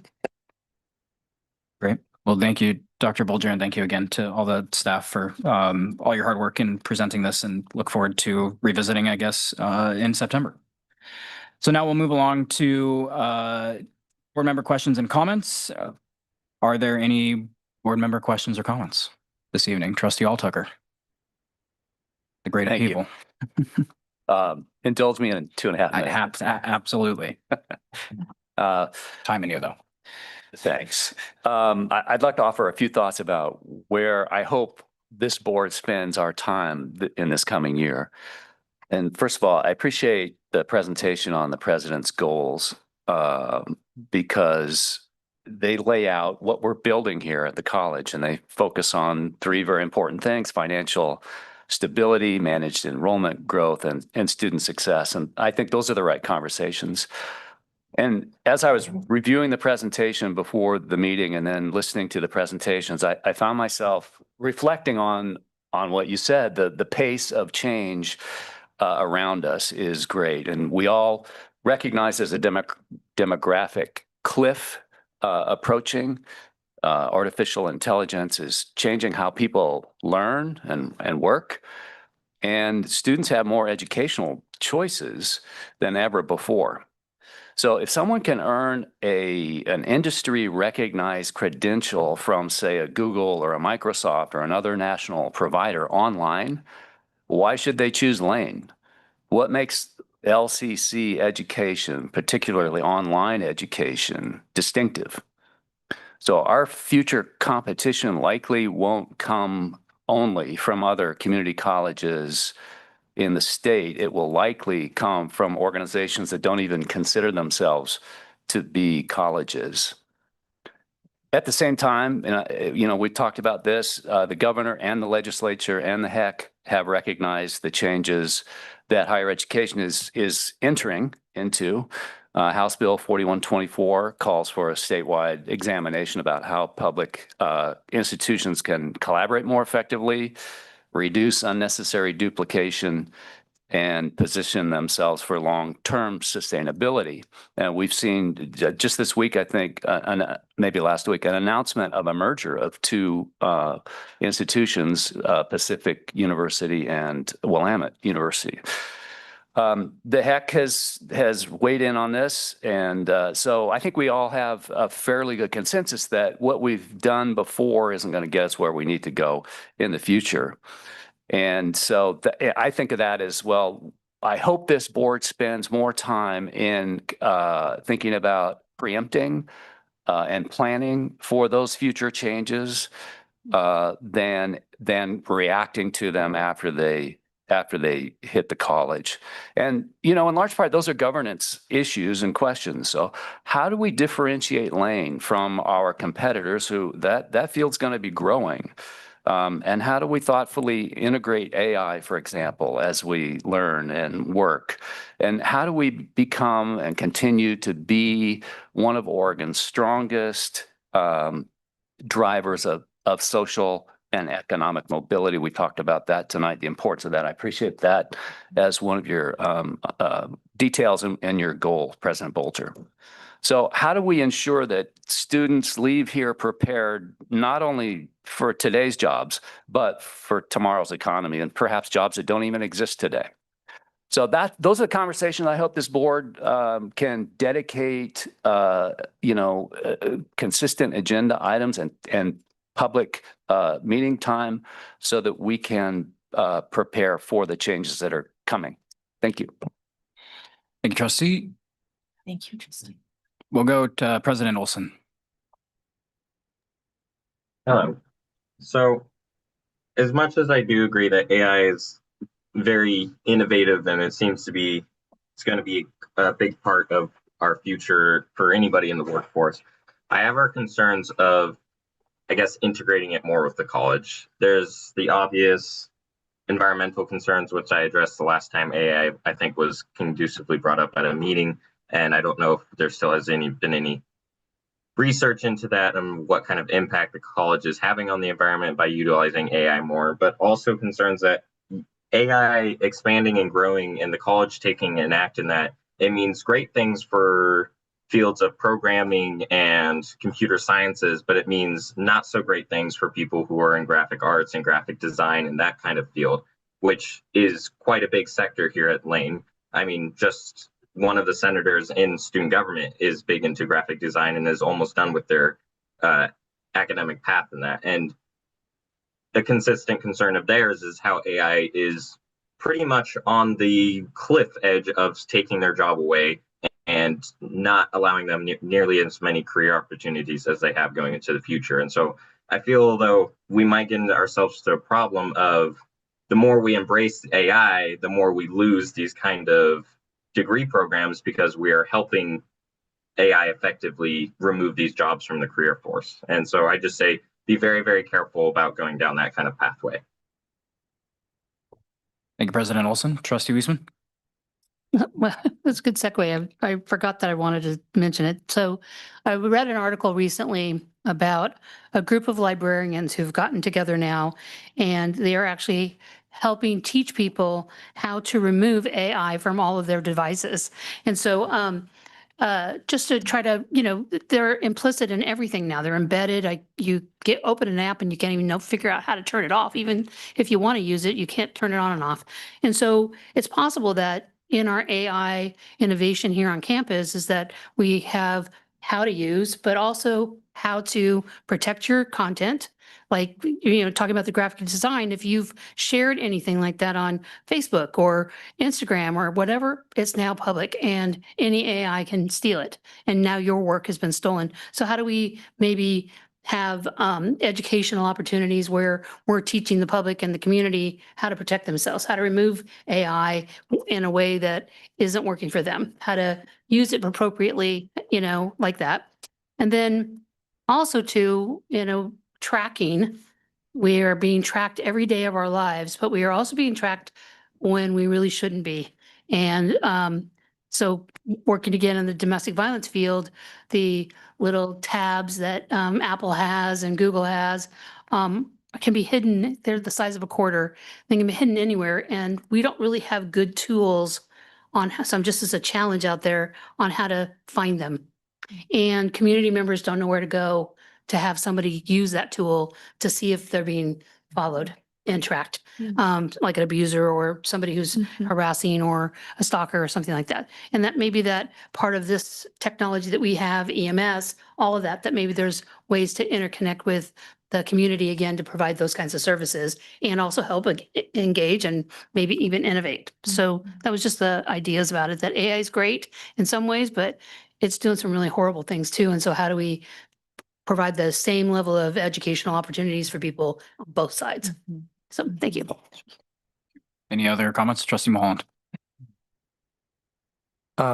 As I think as colleges have shifted a lot more towards online classes, there's pros and cons to that. But one thing I've been noodling on is what opportunities are there to partner with other Oregon community colleges or form a consortium with other Oregon community colleges to provide greater depth and availability of online classes to all Oregon students, in a partnership with all of the Oregon community colleges. And that doesn't have to be answered right now. Appreciate it. Trustee Matol. Yep. Following up on what Dr. Altucker has been talking about these last several months, I have to say I always look forward to it. I always appreciate it. It's inspiring. It's refreshing. It brings us together. All good stuff. And tonight he said, how can we integrate or interject these kinds of conversations in a thoughtful way. And so I'm just taking that to the next step. I guess I would advocate that, once a quarter, so 4 times a year, we put on our agenda, whatever it is, 15, 30 minutes to engage these future-oriented discussions. What the topic is exactly, who, helps us kind of work our way through it, all things to be discussed. But I just think they're really interesting conversations. It's part of what we should be doing. And it's a breath of fresh air. Yep. Appreciate that.